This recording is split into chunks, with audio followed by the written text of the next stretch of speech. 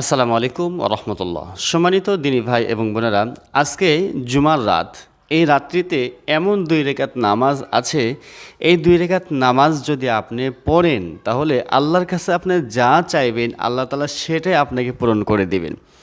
আপনি যদি অশান্তির ভিতরে থাকেন, অভাব অনটনের ভিতরে থাকেন, ঋণগ্রস্ত থাকেন বা মামলা মোকদ্দমায় পড়ে থাকেন, এই 2 রেকাত নামাজ আপনি পড়ে আল্লাহর কাছে চান, আল্লাহ দেখবেন অবশ্যই আপনাকে আপনার মনের কাঙ্ক্ষিত বস্তু এবং আপনার মনের আশা আল্লাহ পূরণ করে দিবেন ইনশাআল্লাহ তাআলা।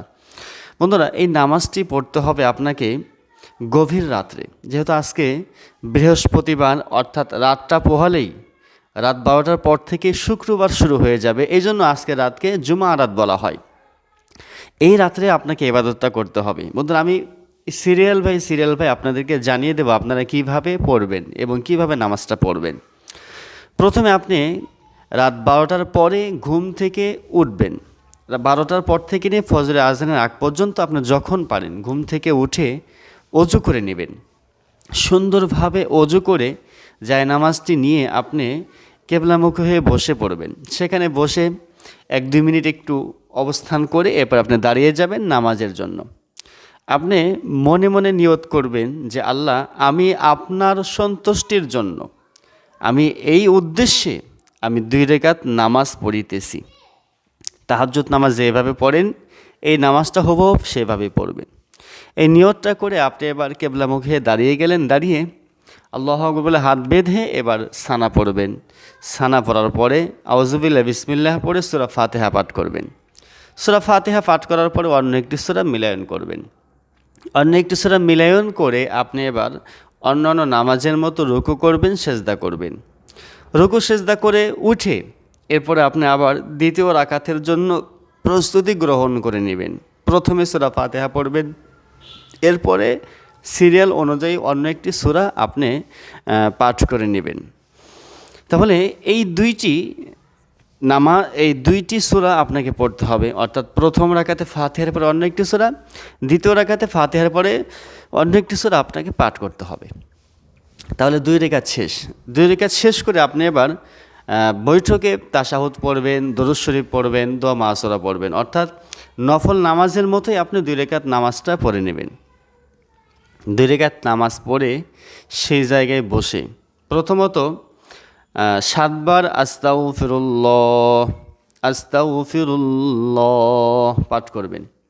এরপরে 11 বার দরুদ শরীফ পাঠ করবেন। যদি আপনারা দরুদ ইব্রাহিম পারেন দরুদ ইব্রাহিম পড়বেন, আর যদি দরুদ ইব্রাহিম না জানেন তাহলে সংক্ষেপে যে দরুদটি পড়বেন এইভাবে, সাল্লাল্লাহু আলাইহি ওয়াসাল্লাম। এই সংক্ষেপে দরুদটি আপনারা পাঠ করবেন 11 বার। 11 বার এই দরুদটি পাঠ করে আপনি সেই বৈঠকে বসেই, নামাজের শুরুতে বসে আপনি আবার সেজদাতে যাবেন। শুধু সেজদা, আর কিছু না। এখানে শুধু সেজদাতে গিয়ে আপনি সেজদার ভিতরে একটি দোয়া পাঠ করবেন। সেই দোয়াটি হচ্ছে আল্লাহুম্মা গফিরলি, আল্লাহুম্মা গফিরলি। এই যে আল্লাহুম্মা গফিরলি প্রথমে পাঠ করবেন 3 বার। এরপরে পড়বেন আল্লাহুম্মা আনসুরনা, আল্লাহুম্মা আনসুরনা। এরপরে 3 বার পড়বেন আল্লাহুম্মা আনসুরনা। আপনারা খাতা কলম নিয়ে একটু লিখে নেবেন, তাহলে আপনাদের জন্য সুবিধা হবে। এরপরে পড়বেন আল্লাহুম্মা ইহফাজনা, আল্লাহুম্মা ইহফাজনা। এটাও 3 বার পড়বেন। তাহলে প্রথমে 3 বার পড়বেন আল্লাহুম্মা গফিরলি, এরপরে 3 বার পড়বেন আল্লাহুম্মা আনসুরনা, এরপরে 3 বার পড়বেন আল্লাহুম্মা ইহফাজনা।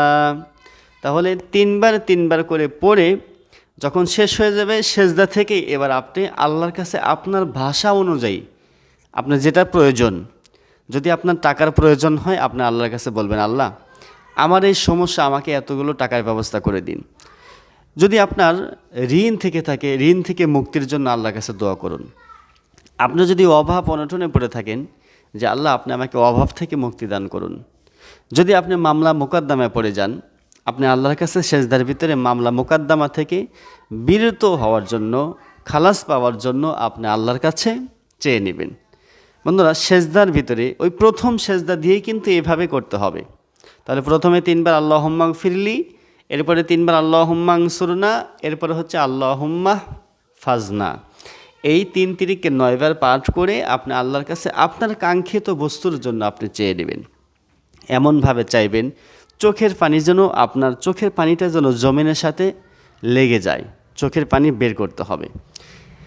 এমন কাকুতি মিনতির সাথে আপনি আল্লাহর কাছে চাইবেন, দেখবেন আল্লাহ তাআলা হয়তো তাৎক্ষণিক আপনাকে একটা প্রশান্তি দিয়ে দিবেন।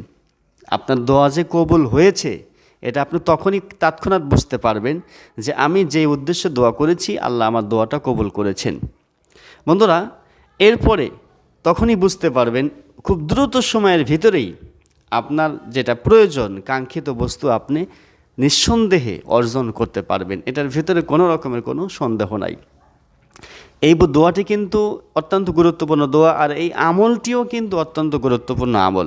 এই আমলটি সপ্তাহে একদিন অর্থাৎ বৃহস্পতিবার জুমা রাত্রে আপনি এই আমলটি যদি কন্টিনিউভাবে করেন, প্রতি বৃহস্পতিবার রাত্রে যদি এই আমলটি করেন, ইনশাআল্লাহ দেখবেন আল্লাহ তাআলা আপনাকে এমন কবুল করে নেবে, আপনি আল্লাহর কাছে যা চাইবেন সেটাই পেয়ে যাবেন। তো বন্ধুরা, আশা করি এই আমলটি যদি আপনারা করে ফল পেতে চান তাহলে অবশ্যই আল্লাহর প্রতি বিশ্বাস রাখতে হবে, আল্লাহর প্রতি তাওয়াক্কুল রাখতে হবে এবং সকল প্রকার পাপ কাজ, হারাম কাজ থেকে আপনাকে বিরত থাকতে হবে। হারাম খাবার কিন্তু কোনোভাবেই খাওয়া যাবে না। যদি হারাম খাবার আপনি ভক্ষণ করেন তাহলে কিন্তু এই আমল করেও কিন্তু আপনার কোনো ফায়দা হবে না। সম্মানিত দিনী ভাই এবং বোনেরা, যেহেতু আজকে বৃহস্পতিবার রাত, আজকে সুযোগ কিন্তু এই আমলটি আপনাদের জন্য করা। তাই আপনারা যাদের যেটা প্রয়োজন সেটা নিয়ে আপনারা আল্লাহর কাছে আজকে চান। কারণ আল্লাহ তাআলা বলে, বান্দা তোমরা কে কোথায় আছো আমি আল্লাহর কাছে চাও। হাদিসে পড়েছি আল্লাহ রাব্বুল আলামিন গভীর রাত্রে, শেষ রাত্রিতে বান্দার নিকটে চলে যান। নিকটস্থ হয়ে বান্দার মাথায় হাত বুলিয়ে বলেন, হে আমার বান্দা, আমি তোমাকে এসে বলতেছি তোমার কি প্রয়োজন তুমি আমার কাছে চাও, তুমি আমার কাছে বলো, আমি তোমাকে তোমার মনের আশা পূরণ করে দেব, তোমার গুনাহগুলো মাফ করে দেব। সুবহানাল্লাহ। কিন্তু আমরা বুঝি না, আমরা সেই সময় ঘুমিয়ে থাকি। তাই অত্যন্ত গুরুত্বপূর্ণ সময়, এই সময়টি আমরা কাজে লাগিয়ে নেব। অবশ্যই আমাদের কাঙ্ক্ষিত বস্তু আমরা পেয়ে যাব যদি আমি যেভাবে আপনাদেরকে আমলের সিস্টেমটা বলে দিলাম, এইভাবে যদি আপনারা আমলটি করেন। বন্ধুরা, যদি মনে না থাকে ভিডিওটি আপনারা বারংবার দেখে আপনারা আমলটি করেন, ইনশাআল্লাহ দেখবেন অবশ্যই আপনি ফল পাবেন। তো ভিডিওটি আপনারা বেশি বেশি শেয়ার করুন যাতে করে অন্য একজন দিনী ভাই এবং বোন এই ভিডিওটি দেখে ভালো কিছু শিখতে পারে, আপনার জন্য সওয়াবের ভাগী হতে পারেন। সকল ভালো থাকবেন। আসসালামু আলাইকুম ওয়া রাহমাতুল্লাহ।